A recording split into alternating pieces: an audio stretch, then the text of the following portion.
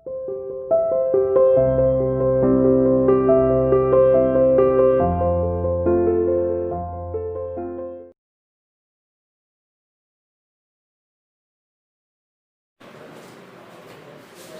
7th class students, this is your English teacher and I welcome you to your online classes. आप जैसा कि हम बहुत सारी चीज़ों के बारे में, कुछ नई नई चीज़ों के बारे में अपनी इस बुक के अंदर जानते आ रहे हैं and the book is an alien hand.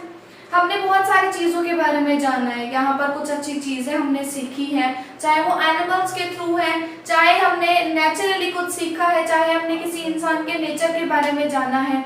तो आज ऐसी ही किसी चीज के बारे में हम जानेंगे जिसे हम कहते हैं fable, FABLE। What fable is, क्या होता है फेबल? तो फेबल होती है वो कहानियां जिसमें जानवर आपस में बात करते हैं। आपने ऐसे कार्टून्स देखे होंगे, आपका वो छोटा भीम कार्टून जिसमें वो बंदर बात कर सकता है, और बहुत सारे ऐसे कार्टून्स हैं जिसमें जो जानवर है वो बोल सकते हैं। या हम यहाँ कार्टून्स की बात नहीं कर रहे हैं, हम यहाँ पर बात कर रहे हैं कहानियों की। और सारे जिसमें जानवर बोलते हैं वो सारी फेबल भी नहीं कहलाई जाती। फेबल सिर्फ वो कहानियां कहलाई जाती हैं जिनके अंदर जो जानवर है वो हमें कोई शिक्षा देते हैं, कोई मॉरल थिंग समझाते हैं। तो अब गोलू ग्रोज अ नोज जो आपका चैप्टर है, जिसका नाम यहाँ बोर्ड पर आपका लिखा भी हुआ है, गोलू ग्रोज अ नोज। तो ये जो चैप्टर है इसमें गोलू कौन है? गोलू एक एलिफेंट है। एलिफेंट तो होते ही गोलू गोलू है, तो ये जो गोलू है ये एक एलिफेंट का नाम है।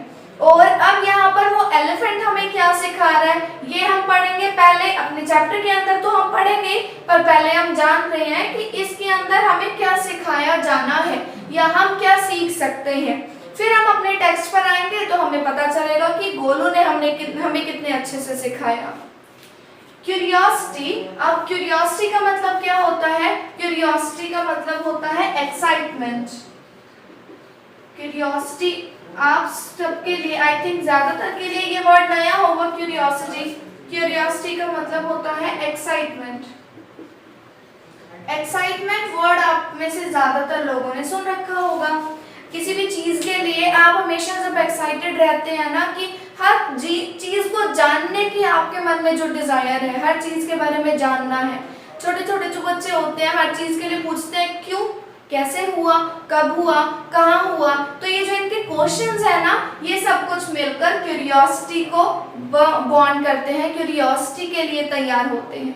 सो क्यूरियोसिटी और excitement can lead to dangerous experiences. हमेशा क्यूरियोसिटी अच्छी नहीं होती है, ये इस चैप्टर में सिखाने की कोशिश की गई है। कई बार बच्चे जो होते हैं अपनी क्यूरियोसिटी के चक्कर में कहते हैं कि वहां नहीं जाना, किसी चीज के लिए आपको कोई काम करने से मना कर दिया, कहते हैं कि तार को नहीं छूना चाहिए, करंट वाले तार को नहीं छूना चाहिए। वो पूछेंगे क्यों, फिर भी हम उन्हें कहते हैं कि नहीं छूना चाहिए, आपको नुकसान हो सकता है, आपको चोट लग सकती है। पर उनके मन में जो क्यूरियोसिटी है ना, कि मैं एक बार टच करके देखूंगा तार को कि होता क्या है, वो टच करके देखने के चक्कर में वो किस प्रॉब्लम में फंस जाते हैं? डेंजरस एक्सपीरियंस करते हैं, मतलब डेंजरस प्रॉब्लम में वो फंस सकते हैं, जो उनके लिए बहुत ही ज्यादा प्रॉब्लमेटिक हो सकती है। सो इसीलिए कहा गया है कि जो क्यूरियोसिटी है, जो एक्साइटमेंट है, वो कभी कभी आपको डेंजरस एक्सपीरियंसेस की तरफ भी ले जा सकती है। And but experience is also the best teacher. लेकिन आपको जब तक सपोज हमने आपको मना कर दिया कि करंट आता है, किसी भी तार में लगा लो कि इस तार में करंट आता है, आपको तार को टच नहीं करना, फिर भी आपके मन में क्यूरियोसिटी कि एक बार टच करके देखूंगी कि होता क्या है, या टच करके देखूंगा कि इसमें क्या होता है। आपने टच किया, आपको पता चला कि इसमें बहुत जोरों से करंट आता है, उस काम को आप दोबारा नहीं करेंगे। दैट इज एक्सपीरियंस, कि आपको एक बार पता चल गया ना ऐसा करने से क्या होता है, उसके बाद फिर आप वो काम दोबारा कभी नहीं करेंगे। यही इसमें बता रहे हैं कि experience is also the best teacher. आप जितना अच्छा एक्सपीरियंस से सीख सकते हैं, उतने अच्छे से किसी और चीज से नहीं सीख सकते। हम मतलब आपके जो टीचर्स हैं, मैं अभी आपको ये चीज बोल के बता रही हूँ कि आप किसी सोते हुए जानवर को परेशान करेंगे तो गलत होता है। फिर भी आपके मन में क्यूरियोसिटी है कि एक बार परेशान करके देखते हैं होता क्या है। अब जब तक आप किसी डॉग को परेशान करेंगे वो डॉग काटेगा, उस डॉग से आपको इंजेक्शन लगेंगे, और ये सारी चीज़ें आपका किसका काम कर रही है, एक्सपीरियंस गेन का काम कर रही है। अब अगली बार आप किसी डॉग को परेशान नहीं करेंगे भूल के भी। क्यों? क्योंकि आप उससे पहले ही इंजेक्शन लगवा चुके हैं उस डॉग से कटने के बारे में। इसी चीज के बारे में कुछ ऐसा ही हमारे चैप्टर में जो गोलू एलिफेंट है वो समझता है।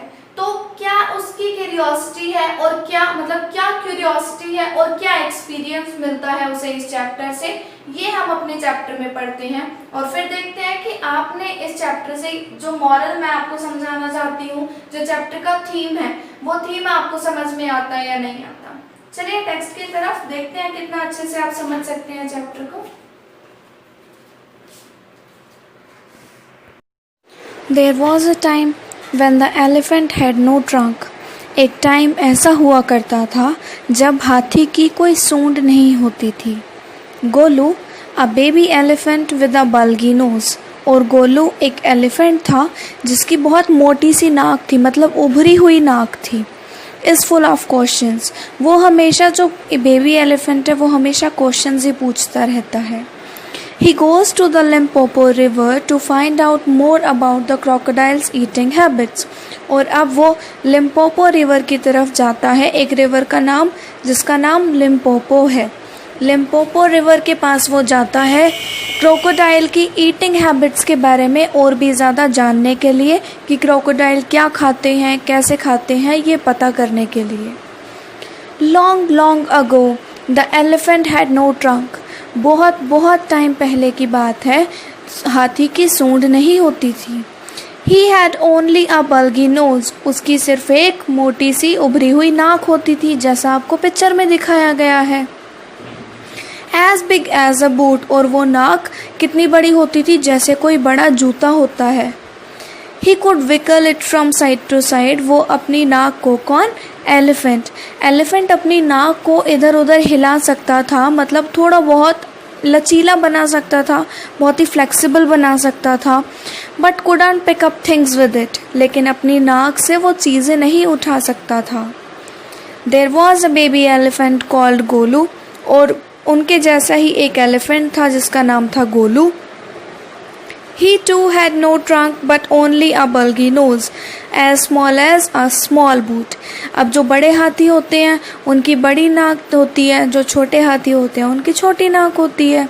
तो यहाँ पर जो गोलू है वो छोटा एलिफेंट है, बेबी एलिफेंट है, तो उसकी भी एक नाक है जो बिल्कुल बाकी हाथियों जैसी बल्गी है, लेकिन कोई ट्रंक नहीं है।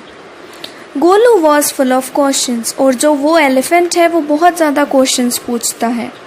He asked his tall aunt the ostrich, वो अपनी बड़ी लंबी आंटी से जो कि ऑस्ट्रिच हैं उनसे पूछता है, Why don't you ever fly like other birds? आप दूसरे बर्ड्स की तरीके से जैसे दूसरे उड़ते हैं वैसे क्यों नहीं उड़ती हैं? Then he asked his tall uncle, फिर वो अपने लंबे अंकल से पूछता है, द जिराफ, वो लंबे अंकल कौन है? जिराफ है। What make your skin so spotty? कि आपकी स्किन इतनी धब्बेदार क्यों है? He asked his huge uncle, the hippopotamus. उन्होंने अपने बड़े वाले अंकल, जो hippopotamus मतलब गैंडा है, उन्होंने मिस्टर गैंडा, मिस्टर हिप्पोपोटामस से पूछा, Why are your eyes always so red? कि आपकी आंखें हमेशा लाल क्यों रहती हैं?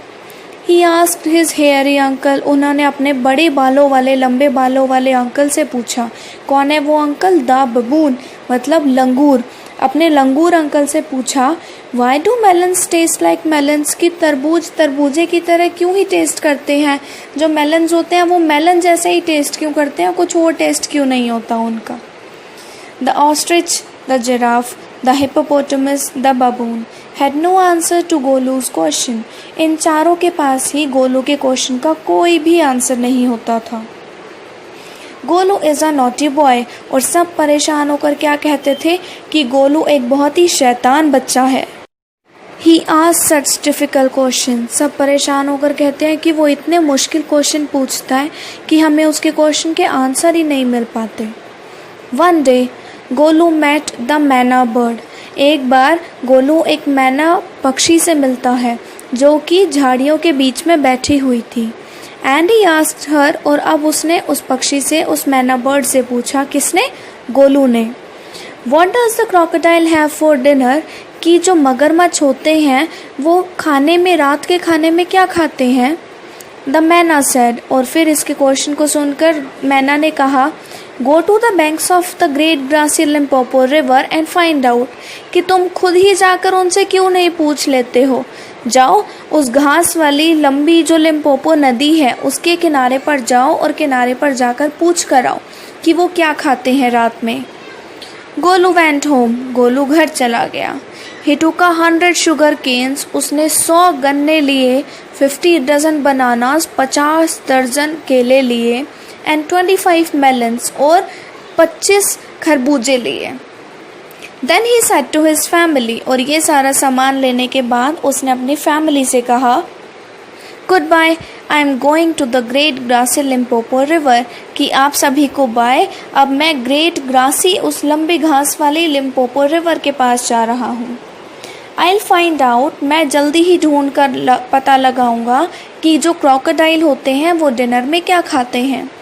He had never seen a crocodile, अब गोलू निकल तो पड़ा है अपने इस क्वेश्चन के आंसर को ढूंढने के लिए, लेकिन उसने कभी क्रोकोडाइल को तो देखा ही नहीं। And didn't know what one looked like, और उसे ये भी नहीं पता था कि क्रोकोडाइल दिखने में कैसे होते हैं।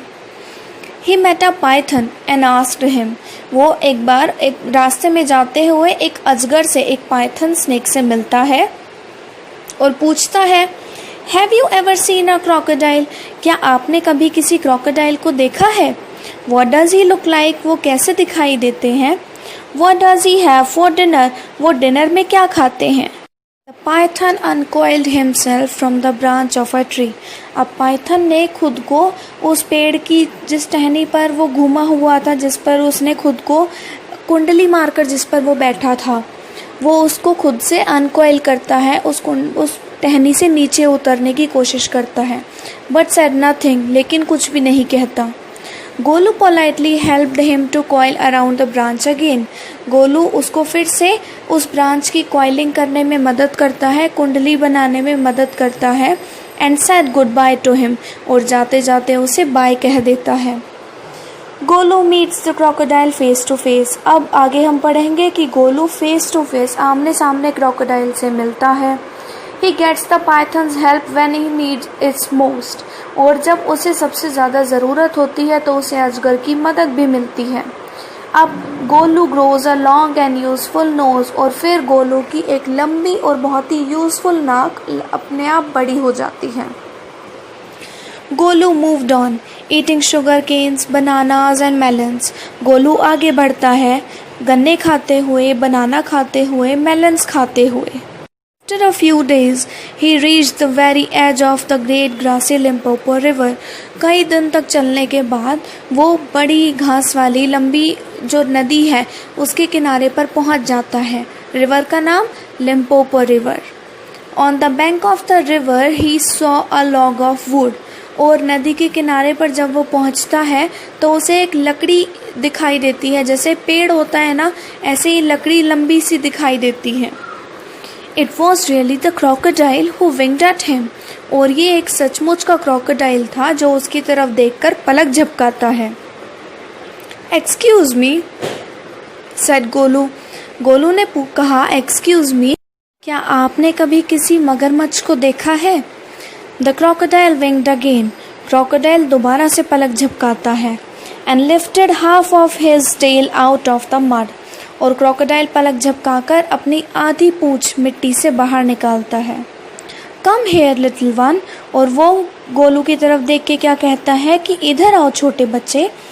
Why do you ask such questions, तुम ऐसे क्वेश्चंस क्यों पूछ रहे हो, ऐसे क्वेश्चंस ही क्यों पूछते हो?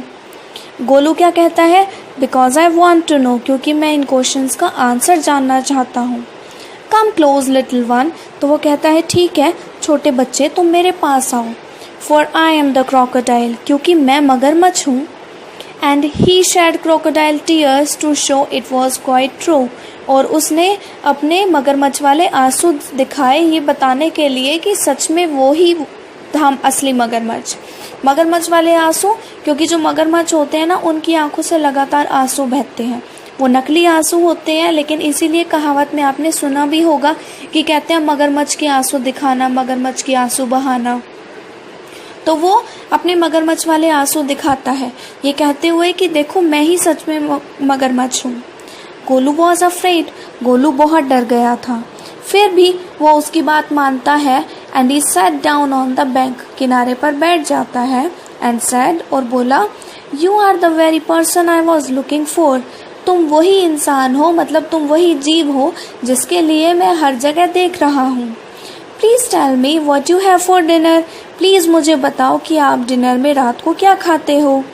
अब हम कल पढ़ेंगे बाकी का बचा हुआ पोर्शन, ये जानने के लिए कि क्या गोलू को उसका क्वेश्चन का आंसर मिलता है। ये जानने के लिए आपको कल अब पता चलेगा। Thank you, have a nice day.